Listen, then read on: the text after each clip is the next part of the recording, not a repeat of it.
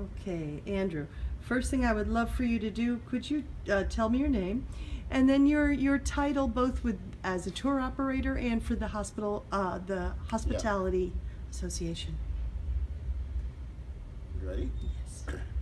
I'm Andrew Welch. I'm the managing director of Banwari Experience Limited. I'm also that's a destination management company. I'm also managing director owner of TIPS Tourism Information Products and Services, tourism consultancy, training. I am the current president of the Trinidad Hotels Restaurants Tourism Association. Very good. Okay, Andrew. Uh, in two sentences, what are the origins of Carnival in Trinidad?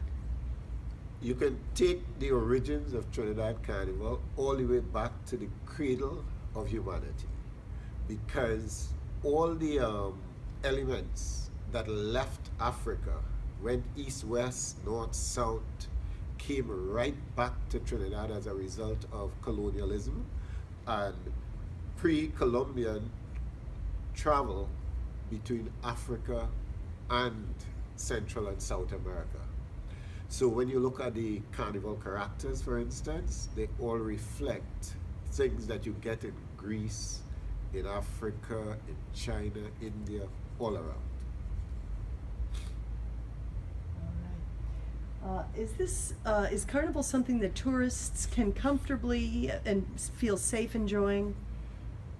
Carnival is one of the sweetest experiences that tourists can have in Trinidad and Tobago. That's if you're looking from a cultural standpoint, a nice cultural immersion. It's safe, extremely safe. Just to give an example, every time I have foreign visitors and I take them to one of the crowded Trinidad parties, the first thing they would tell me is, this could not happen at home. 10,000 people in a little area jumping around, drinking alcohol, and nothing crazy happens. So I would say it is safe. Uh, what are some of the Carnival packages you offer? And before you tell me that, tell me, do tourists need tickets to enjoy Carnival? Or how does it work? Or can they just enjoy it from the street? How does it Right, work? Carnival has several elements to it. You have the pre-Carnival events, lots of shows building up to Carnival, including the world's top steel pan competition, which is called Panorama. For a lot of the pre-Carnival events, you need to have tickets. You have events like the Parade of the Kings and the Queens, massive, elaborate costumes. You have the children's parades, and you have lots of all-inclusive parties, which you pay one cost, all eats and drinks are included. These are some of the premier events you'll find pre-carnival, which you buy tickets for. Now you can order tickets. Some of the events you can now order tickets online, or once you contact any of the good tour operators, they can secure your tickets for you. Okay. Tell me a little bit about how Trinidad Carnival compares to other Caribbean islands. Well, if you consider the fact that most of the other Caribbean carnivals were spawned from the Trinidad Carnival, I think you have the main part of your answer there. This is the Mecca. Everything else is nice, might be nice, it might be fun, but it's definitely not Trinidad Carnival. Here it's pulsating, live trucks with live music, steel bands on the street. Anyone can get involved. You can come on the day and buy a costume and be a part of it. Tell me about some of the other big carnivals on other islands, and let's The- also mention Curacao, Junkanoo, and Yeah, whatever the else. other carnivals in the region, if I were to consider which ones are the supposed hottest, you have like Barbados, Crop Over, You have Spice Mass in Grenada. You have St. Vincent. Jamaica's carnival is on the build. You have John Canoe in the Bahamas. You also have carnival in Curacao. St. Lucia and all the other islands have small events, but the carnival is growing. And the Trinidad influence is heavy in it because our designers take costumes to most of these carnivals, and our entertainers are the pick of the crop for all the events around the region. Let's talk about some of the other great things there are to do here on the island of Trinidad.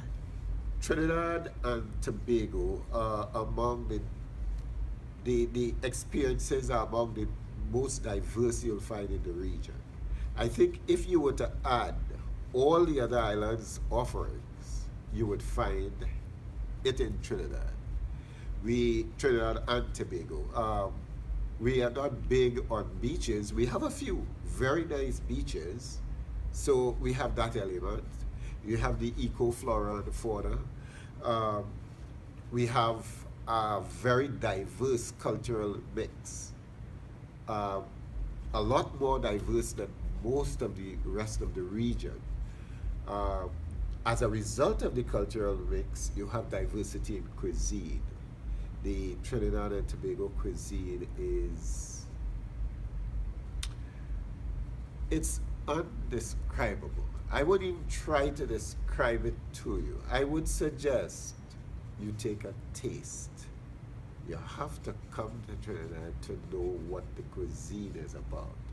And again, the cuisine, you will find roti, East Indian, uh, a lot of delicacies that you don't find in the other islands or not as good in the other islands. One of our mainstays is the bake and the shark, which Andrew Zimmern from the Travel Channel, he christened it as the #1 fish sandwich he's ever had in his life and among the top 10 things he's ever eaten.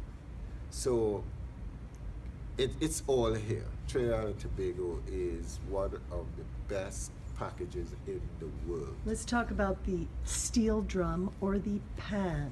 Right. Steel drum. Now, that was a name that was brought by visitors. They are accustomed to drums. It's steel. We play them. They call it the steel drum. The real name is the steel pan. As a matter of fact, it was ratified in the World Panorama and Steel Pan Conference in 2015 that the instrument is now to be known worldwide as the steel pan. It is now a standardized instrument. You can buy one anywhere in the world and it's supposed to be, the notes are supposed to be the same. Born here. But that instrument was born right here in Trinidad and Tobago, taking quite a colorful evolution, going from goatskin drums to bamboo and pieces of metal to discarded oil drums to the modern instrument that is now the only acoustic instrument developed in the 20th, up to this day, 21st century. What's the history, again, of the steel drum, how it was brought here? The steel pan started with emancipation. Africans were emancipated. They came out with their drums, and it was said the drums were making too much noise, and they were sending messages. So the drums were banned. But being a rhythmic people, we started cutting bamboo at varied lengths. You knock it on the ground, you get different tones, high and low tones. To add a little percussion, they started using bits of metal. But around the turn of the 20th century, one of the most accessible bits of metal was garbage can covers. So they would borrow people's garbage can covers and go along the road playing music. But after you borrowed a cover and you drank all that alcohol, you didn't always remember where you borrowed it from, so they just didn't bring it back. People started saying that these hooligans are stealing our covers, so they came up with a brilliant idea of locking the cans to the covers. brilliant idea. But that created a new phenomenon. For Carnival, instead of putting your garbage out, you put it in because they couldn't get the covers off the cans, so they emptied the garbage out of the cans and went with the entire can. The indentations on the cans were making different musical sound, different musical notes. So these ingenious guys started deliberately sinking cans and using tuning forks to place notes on them. Then they decided, let's stop fighting people for their garbage cans. Trinidad was one of the first countries in the world in oil exploration. The first exploratory well was drilled here back in the 1850s. So, oil drums were around. In addition, we had one of the first refineries in the world. So, there were lots of discarded oil drums. And then in the early 1900s, well, late 1930s, early 40s, you had the US setting up military bases and naval bases. So there were lots of oil drums then. And we transitioned from the cans to the drums. And that's how that modern instrument, the steel pan, was developed. I would say that, I always tell people, it's not an instrument that was invented. It was developed. And that development is still taking place. It's still a work in progress because every year our steel pan makers and the tuners are finding new innovative things to add. So it's still going through its transition and evolution. Tell me about the pan yards and how visitors to Trinidad can experience them.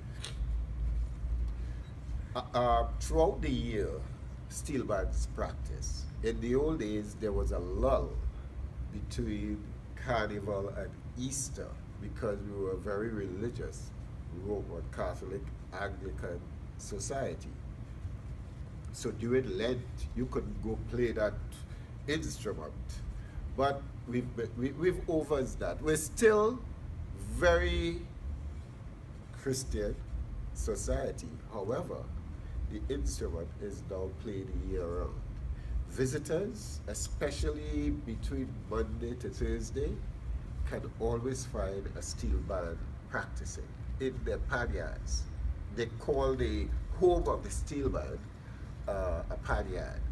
And anywhere from Monday to Thursday, you could go watch them practice. It's easy, you just walk in and you can watch them practice.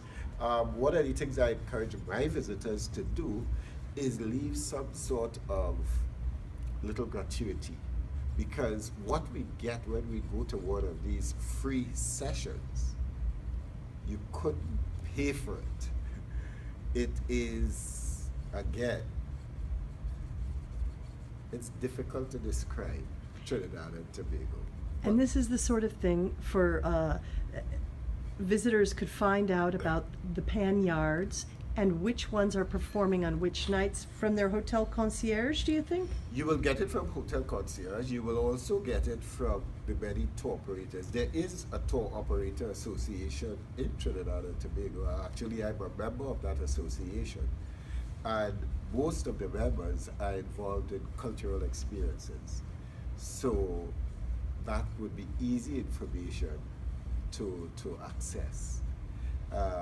The website, for instance, is TTITOA. Once you type in TITOA, you will get the Trinidad and Tobago Incoming Tour Operators Association. And as I said, many of the members offer great cultural offerings. All right. And then there's, yeah, that's very good. All right. That's everything.